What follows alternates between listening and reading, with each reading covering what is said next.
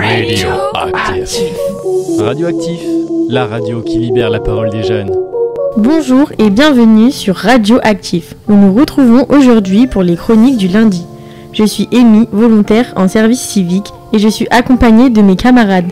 Pouvez-vous vous présenter ? Bonjour, moi c'est Laurette et je suis en service civique. Bonjour, moi c'est Ewan, je suis en service civique. Merci. De quoi allez-vous nous parler aujourd'hui ? Moi je vais vous parler du styliste Gianni Versace. Moi je vais vous parler du jeu Dragon Ball Sparking Zero. Et moi je vais vous parler du musée de Grévin. D'accord, merci beaucoup. On va tout de suite commencer par la chronique de Laurette. Gianni Versace, né Giovanni Versace, est né le 1er décembre 1946 à Reggio de Calabre en Italie. Il s'intéresse à la mode grâce à sa mère qui a un atelier de couture. C'est dans cet atelier où il va acquérir ses premières connaissances en mode. À l'âge de 26 ans, après quelques stages dans plusieurs villes, notamment Paris et Londres, il part s'installer à Milan. Il sera embauché en tant que styliste chez Florentino Flowers. En 1978, à l'âge de 32 ans, il crée l'entreprise familiale Versace. Il travaillera avec son frère Santo et sa sœur Donatella. C'est l'année durant laquelle l'inspiration vient. Il décide alors de faire des vêtements destinés à une femme sensuelle et moderne. Sa première collection sort, c'est un mix de pièces structurées et féminines. Cette collection fera connaître le créateur en Italie, mais il faudra attendre encore quelques années pour la reconnaissance internationale. Grâce à la réussite de sa marque, Gianni veut se diversifier. Il crée différents produits comme des parfums, des produits de cosmétiques, des sacs, des bijoux, des montres et bien d'autres encore. C'est le premier styliste à lier le monde de la mode avec celui de la musique. Il dessine de nombreux costumes et décors pour le monde du spectacle, comme pour le célèbre chanteur Elton John. Il atteint l'apogée de sa carrière dans les années 90. Il est rapidement reconnu et reçoit de nombreux prix tout au long de sa carrière. Ses collections sont originales, légèrement exhibitionnistes et très colorées, tout le contraire de son rival Giorgio Armani. Le 15 juillet 1997, Giovanni était aux États-Unis. Alors qu'il faisait quelques courses, en rentrant chez lui, il est assassiné devant la porte de sa maison à Miami. Un homme lui tire 2 balles, une dans la joue gauche et l'autre derrière l'oreille droite. Gianni Versace est assassiné à l'âge de 50 ans par le tueur en série Andrew Cunanan. Encore aujourd'hui, nous ne savons pas les motivations du tueur. Après son décès, sa sœur Donatella Versace sera à la tête de l'entreprise en tant que créatrice styliste. Elle continuera de faire briller la marque en gardant l'esprit et l'esthétique que son frère proposait dans ses collections. Merci à vous. Merci Laurette. Nous allons passer à la chronique de Ewan. Merci.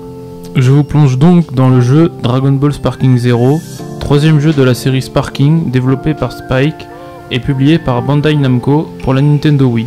Ce dernier est sorti au Japon en 2008, il fait suite à Dragon Ball Z Sparking Meteor, aussi connu sous le nom Dragon Ball Z Budokai Tenkaichi 3. Ce jeu est réputé pour ses combats en 3D, dynamiques et sa fidélité à l'univers de Dragon Ball. Je vais vous montrer par la suite pourquoi j'ai aimé ce jeu et pourquoi je vais vous le présenter. Pour la partie gameplay, combat en 3D, il y a combat en 3D avec une caméra libre permettant aux joueurs de se déplacer dans des arènes ouvertes et d'exécuter des combos aériens et au sol. Les combats sont rapides, intenses et remplis d'attaques puissantes.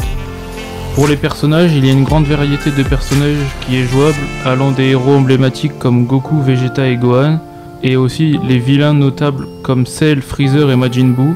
Chaque personnage dispose de ses propres techniques et transformations, fidèles à ce qu'il montre dans la série.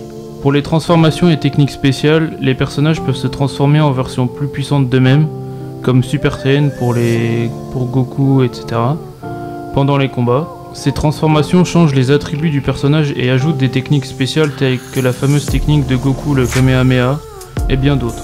Pour les modes de jeu, il y a un mode histoire qui permet de revivre les principaux arcs narratifs de Dragon Ball Z, y compris la saga de Freezer, la saga de Cell et la saga de Majin Buu.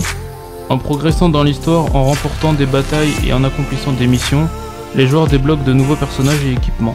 Ensuite, il y a un mode versus, qui est en plus du mode histoire, le jeu propose un mode multijoueur où l'on peut affronter d'autres joueurs en ligne ou en local. C'est l'occasion de tester ses compétences contre d'autres joueurs ou de jouer avec des amis. Et pour finir, il y a un mode entraînement qui est aussi disponible pour aider les joueurs à se familiariser avec les techniques et les combos des différents personnages. Pour la partie graphisme et son, le jeu présente des graphismes en 3D avec des personnages et des environnements détaillés, capturant bien le style visuel de la série animée. Les effets lumineux, les explosions et les attaques sont spectaculaires, tandis que la musique de fond et les effets sonores sont directement inspirés de la série, créant une immersion totale. En résumé, Dragon Ball Sparking Zero est un jeu de combat riche en contenu, fidèle à l'univers Dragon Ball, qui permet aux joueurs de vivre des batailles épiques et de revivre les moments clés de Dragon Ball Z. J'espère que je vous aurai donné envie de jouer à Dragon Ball Sparking Zero en retrouvant l'univers si complet de l'œuvre de Dragon Ball. Merci Ewan. Nous allons tout de suite passer à ma chronique. Le musée Grévin. Le musée Grévin, situé à Paris, est un lieu mythique où le réel et l'imaginaire se rencontrent grâce à des statues de cire. Fondé en 1882, ce musée est une plongée dans l'histoire, la culture populaire et les personnalités marquantes du passé et du présent. Son créateur, Arthur Meyer, journaliste et directeur du Gaulois, a eu l'idée de faire découvrir les visages des célébrités de l'époque à une époque où la photographie était encore rare. Et j'ai trouvé que le musée propose un parcours fascinant, chaque salle est thématisée, offrant une expérience immersive. On y découvre des figures historiques comme Napoléon Bonaparte, Louis XVI ou Marie-Antoinette, aux côtés de stars contemporaines comme Michael Jackson, Angelina Jolie, Kylian Mbappé et encore plein d'autres. Au fil des années, le musée a su évoluer pour inclure des personnalités d'horizons divers, cinéma, sport, politique, musique et beaucoup d'autres. Chaque statue, réalisée avec un souci du détail impressionnant, nécessite des centaines d'heures de travail. Les sculpteurs, maquilleurs et costumiers collaborent pour recréer à l'identique les traits et les expressions des célébrités. Le Palais des Mirages est une autre attraction phare du musée, un véritable chef-d'œuvre de l'illusion optique créé en 1906, qui transporte le visiteur dans un univers féerique de lumière et de reflets. Ce qui fait la singularité du musée Grévin, c'est cette capacité à capturer non seulement l'apparence, mais aussi l'essence des personnages qu'ils mettent en scène. En se promenant dans ces couloirs, le visiteur a l'étrange sensation d'être entouré de figures vivantes, presque prêtes à s'animer. Le musée reste un lieu incontournable pour les amateurs d'art et de la culture, un espace où le patrimoine français et international se côtoient dans un décor à la fois historique et contemporain. Si le musée a pu paraître légèrement désuet au fil des décennies, il a su se moderniser grâce à l'arrivée de nouvelles figures et des installations interactives, tout en préservant son charme d'antan. Il reste l'un des rares endroits où la magie du temps suspendu opère toujours et où l'on peut approcher de près ces icônes qui façonnent notre imaginaire collectif. Merci beaucoup à nos invités. Nous nous retrouvons la semaine prochaine pour de nouvelles chroniques. Au revoir. Au revoir. Au revoir.